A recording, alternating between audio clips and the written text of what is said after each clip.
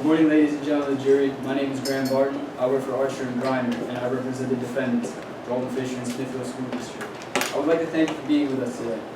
Today, you're going to be presented with a story. A story about a school group from Metropolitan High School. They went on a field trip to take part in a youth leadership conference at Metropolitan University. That resulted in a terrible accident. On the first night of the trip, two students, Pat Reynolds and Avery Harris, left the Grand Metropolitan Hotel where the conference was taking place. While outside, Pat climbed the wall in order to take a selfie and fell off, resulting in Pat being in a coma today. We feel horrible for what happened to Pat Reynolds. But what the plaintiff will try to tell you is that the school district and the chaperone of the trip, Dalton Fisher, are entirely responsible for this accident. As you will see, the plaintiff is simply wrong. Rules are created to be followed and used to keep people safe. The school board had certain rules put in place for this trip. An important one to follow was that the students were not allowed to leave the hotel after curfew at 10:30 p.m. Pat Reynolds and Avery Harris broke this rule and would leave the hotel. The plaintiff will attempt to tell you that these students would come to leave the hotel in search of food because Pat Reynolds felt unwell. They will claim that it was an emergency and leaving the hotel was the only option. We as the defense are entitled to what is called safe harbor.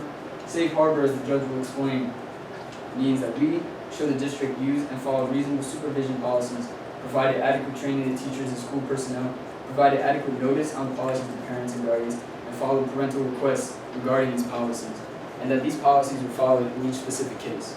We will present three witnesses. You will hear from Dalton Fisher, how as chaperone he followed regulations, and with the use of bed checks, he made sure the safety of students while on the trip. Jameson Manning, superintendent of Smithfield School District, as an expert witness will share his expert opinion on how the school's policies were changed from the trip, but still were held to the highest standards. The plaintiff will argue that the school did not follow regulations with a chaperone-student ratio of 15 students per chaperone. 20 kids would be sent with only Dalton Fisher, but only after Manning had checked with the head of hotel security, Casey Damon, that the hotel has a 20-to-1 ratio for students to chaperones. You also hear from Casey Damon on how security was increased in the hotel to ensure that all students attending the conference would be safe in the hotel. These witnesses will help show how safety on the school trip was the top priority, and unfortunately what happened to Pat came as a result of his own actions. As the judge will explain, the plaintiff has the burden of bearing proof, meaning they must show evidence that Smithfield School District and Dalton Fisher are responsible for Pat's accident, and that the district showed negligence resulting in the accident, and that this evidence outweighs evidence provided by the defense that the district was not negligent. Negligence is the failure to use that degree of care, precaution, and vigilance which a reasonably prudent person would use under the same or similar circumstances. The plaintiff will try to prove that the school district did not use the proper amount of care and precaution preparing for and during the trip, resulting in negligence. They will have to show a preponderance of evidence, meaning their evidence proves the district to be negligent is stronger than the defense's evidence that states otherwise.